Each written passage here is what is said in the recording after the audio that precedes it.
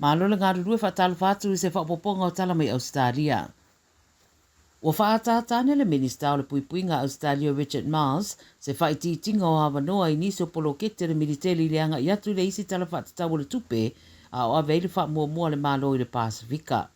Te saunoanga le ri minista na whaia se maputanga le pōna poisini ta ua iaise suinga ua whaia nei le whainga malo a Albanese I ana fuafuanga mo tupe whaaru le vanga o puipuinga ona o se tau mo whainga na ia tau fia le whaatuai o nisi o poloketi e meise le ova atu ma le pāketi whaaturunga ina. Pa mai Miles e whaisi whainga tā a o le mea te tau na whai, mai te tau na whaia whai unga aere I o le pāketi o le Masina Fou. O tua ia e Miles te whainga malo taruai I le so ona whaaru o tupe poloketi tau ngatā a o tau mo whaine le whainga malo e inivesi nisi o poloketi e pe o wa maulu nui kiria wa a tau ma mea tau whaatontonu walu mamao e pe ona wha mata te tere le ilo ilonga na whaia na matanga ruenga I le tau sanga taruai. E se ria maraiwa se furu whainga malanga wa alele ua wha lea o ngā ina na malai wa alele I sini le so au whautua I naile stete ti munga mamafa. Wai maile 9 News o le teminei o lo wha o ngā ina runways I le malai wa alele o wha o ngā ina uma runways pe I tai o le whaasoro mai lea o le so e whaalea o ngā ina I nisi o whainga malanga ona whaasoro na malosi de savidi ma ono iai manisuinga e whaia.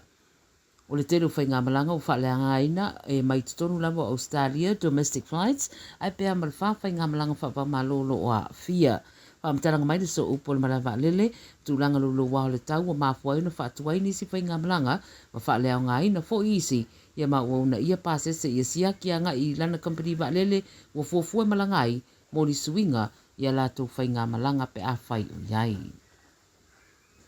E toi whaafo I tua I le tu lai tasi le teimi le waweao le aso sao loma nei pe o na masani ai le teimi le nei tau sanga te tasi. O le suinga I le teimi o le wingo le a wawe fo ina malama maoso le la whape fo I malona ngoto ifo. O le tau le tolu le waweao le aso sao mua fito a perila le winga whato a tā leo le lua mo stete o stadio lo o au fia I le suinga. O isi se tete pe o Queenslandi, Northern Territory ma Australia I se sifo e le se swinga, ma e le suia fo I taimi o lato wati se ibanga na ai, se tete pe o Victoria, New South Wales, o le ACT, Tasmania ma Australia I saute. O le masina o ke topa fato ato e suia I fo I la le taimi e pe o na masani ai. Ua whao ngai leo tau wha se whainga fōwha teknolosi nei o na pō e ngāo iai wha mtalanga o tangata, ma ua o ina whao ngai ma QR codes. O le vai tau o le pepesi tele o le COVID se furuiwa, na mai tau ina i le whatitele ina o le whao ngai na o QR codes, pei tai ua ta tele le nei vai tau iso se mea e pe o whare ainga, ka paka manisi, pisinisi rungo le awala, pa pe foi ma business cards. Whairoi ripote le 7 News wa mawhai le ausol tū la whono na so na whao ngā, le whaatua tuanga wa tuuina I ia whainga, e whaawa wai I se awala le manuia o na sa iri wha maumaunga ma teo ngā tupe tangata. Wai mai se tasi polofesa mai le Deakin University o le QR code, wa tu whaatasi ei wha maumaunga o le tangata, ma o se so tanga ngā I le tele o wha mtaranga whaatau I se tangata. Mo whaamanatu mai e le Services Australia, e te tauna sira fia e au unanga ua whaia ini awala tau whaasase e whao ngā ai QR codes, mai au lava na mātālai. O whautua ina fo I le awala download mai o se app mai QR codes ai sa iri a ngai I le App Store.